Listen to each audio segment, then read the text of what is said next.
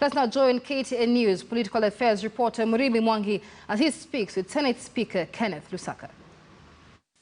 To a very momentous occasion for the Republic of Kenya, the State of the Nation address, when President Uhuru Kenyatta gets the opportunity to exercise his constitutional obligation to at least once a year address a joint sitting of the National Assembly and the Senate to just brief the nation on steps taken and achievements in realization of national values as listed in Article 10 of the Constitution, a critical sitting that will be happening in the National Assembly chambers. And just earlier this week, I had the opportunity to speak to National Assembly Speaker Justin Muturi on preparations ahead of this day, given the prevailing circumstances under the COVID-19 pandemic, and in strict adherence to the COVID-19 protocols. Speaker Muturi told me that only 114 members from the two houses will be allowed into the chambers.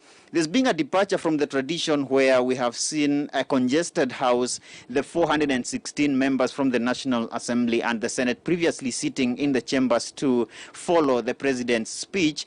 Directives had been given on the composition of this 114 that will be allowed into the chambers from the two houses, with the rest of the legislators expected to follow that from the tents that will be set up outside the chambers. And I now just want to speak to his counterpart in the Senate, Speaker Ken Lusaka, on his House preparations for the State of the Nation address, the symbolism and the significance of this day tomorrow. Speaker, thank you so much for joining us. The State of the Nation address, the suggestion that only 114 parliamentarians will be sitting to hear the president from within the chambers. Perhaps what is the criteria for picking those from your house that will be heading to Parliament, and how many will you be taking to the chambers to follow the president's speech?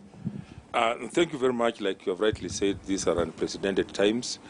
As a Senate, we are already prepared to have our members who will be in the main National Assembly chamber.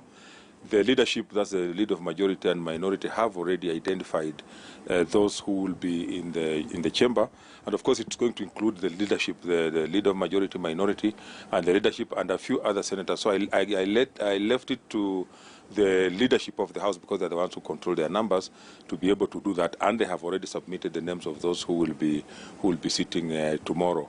And remember that these are very unusual times, because even most of if you look at previously, the president has been addressing the parliament around May, around April, but this time it has not been possible because of the COVID-19 coming at the tail end of the year. But we are happy that this is going to take place tomorrow. Now, this is a speech that will be expected to be tabled with the clerk's offices of the National Assembly and the Senate. How expeditiously is your House able to debate the president's speech after tomorrow? Yeah, we'll be able to discuss it. We are even, because of the surging numbers of COVID-19, there was even a motion to adjust our calendar. So if that goes through today, then that means, again, we will be meeting only once every week.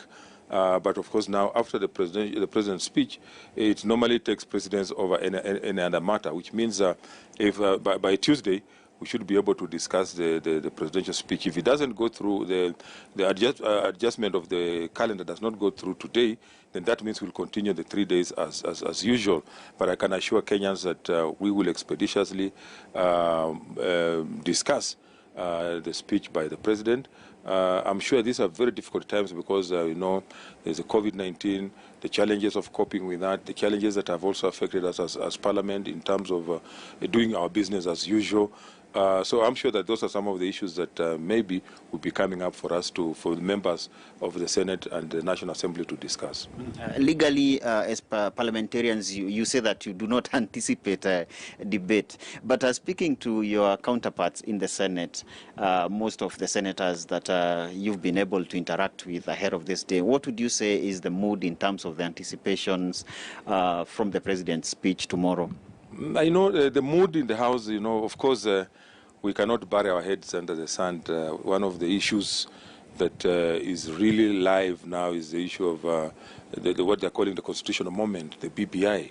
Already, even in discussions in the House, you find that people are already swinging in that direction, discussing the merits and the demerits of the BBI. So I'm hoping that after the president's speech, that may now be the focus of how that is going to be dealt with, because all Kenyans are now, the atmosphere is pregnant with a lot of expectation from the BBI report and all that. So I'm sure that will also be coming up in the next few days before we break for the long recess in December.